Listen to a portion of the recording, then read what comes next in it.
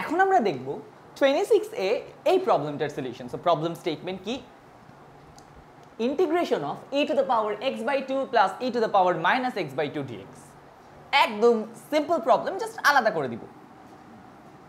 Integration of e to the power x/2 dx plus integration of e to the power minus x/2 dx। And আমরা formula তো জানি, integration of e to the power mx dx হচ্ছে e to the power mx এর সামনে বসবে একটা 1/m plus c। তো একদম ইজি। আমাদের এখানে x এর সহগ কত? হাফ, তার মানে হাফ বসবে একটা সামনে।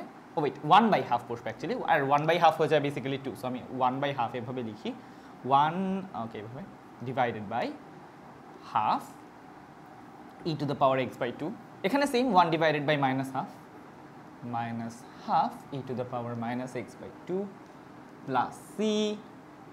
অ্যান্ড এগুলোকে আমি ঠিকঠাক করে লিখতে পারি, হাফ উপরে গেলে হয়ে যাবে 2, তার মানে 2 e to the power x/2।